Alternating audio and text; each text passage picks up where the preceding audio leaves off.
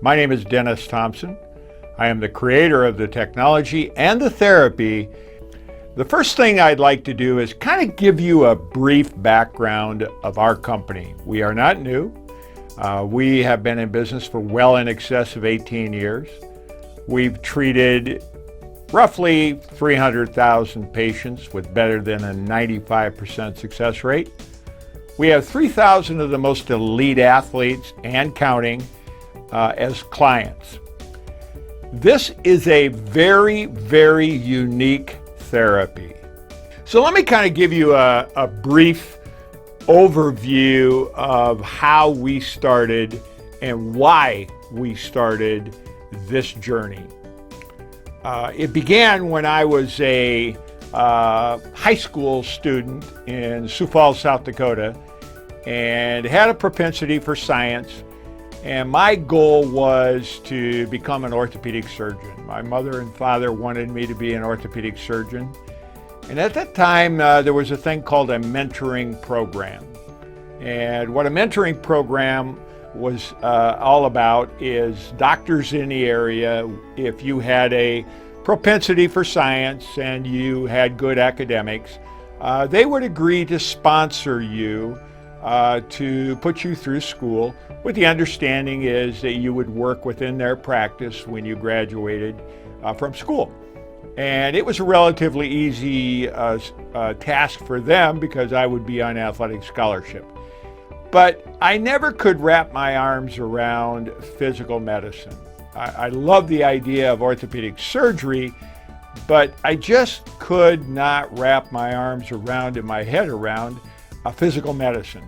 So I decided to investigate how other countries and other disciplines addressed soft tissue injury, addressed orthopedic problems, addressed disease in general. And I expanded my knowledge base and went and got information from many, many countries throughout the world, as well as investigating splinter groups within the United States. And keep in mind, I'm in high school now. And I began to really get enamored with a Russian by the name of Yakov Katz. Yakov Katz was the very first neurophysiologist in the world.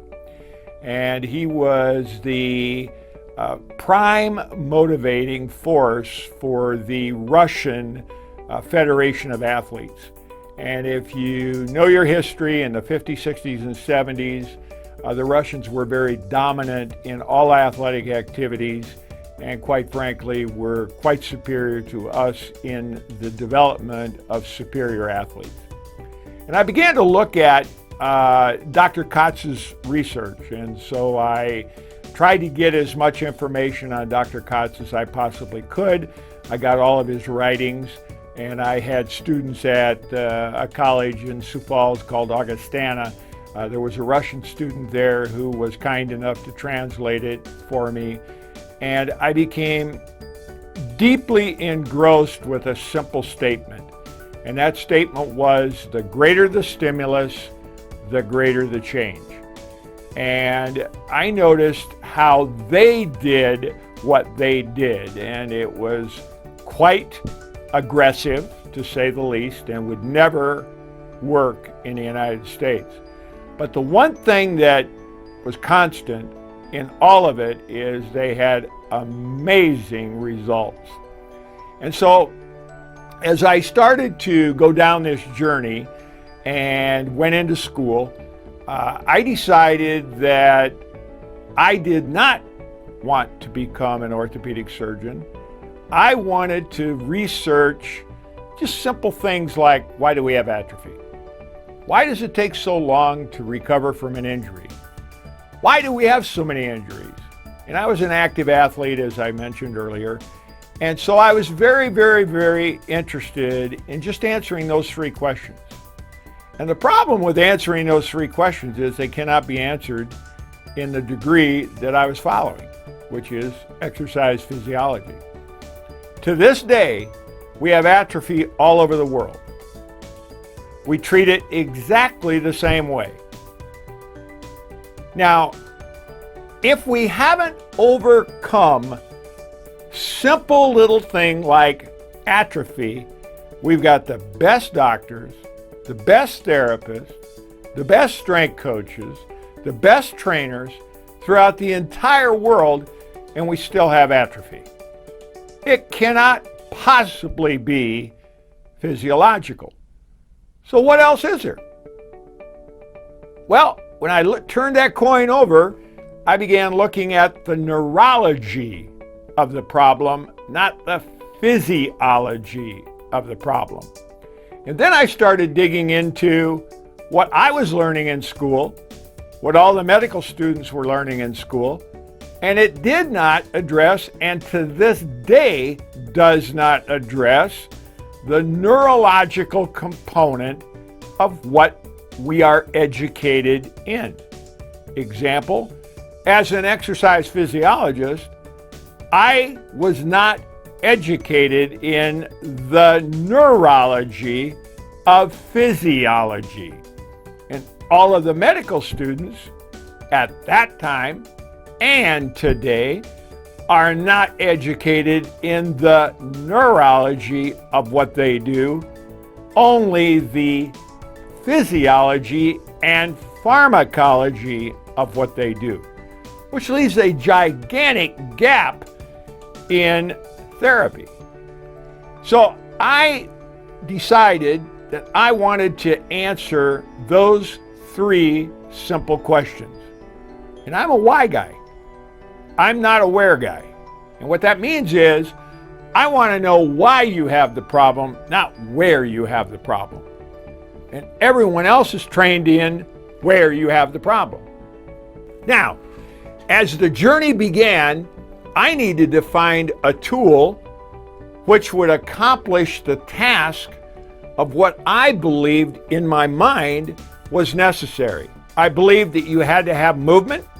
I believe you had to have stimulus, and I believe you had to break the pattern that you were stuck in. Otherwise, you're just like everything else. So I began the quest, and I looked at all of the different technology here in the United States, from the biggest companies to the smallest, and found nothing. I began looking all over Europe. I found nothing. I looked all over Asia. I found nothing. I looked all over the East. I found nothing. And to this day, that is still the situation, with the exception of Russia. Again, I'm going back to Dr. Kotz and his dominance. Well, he had created and kind of, I would say, rather than created, he tasked, commissioned a lady by the name of Andrianov to create for him a device that would give him tremendous stimulus and, in his mind, give him results. That device was called Stimul 1.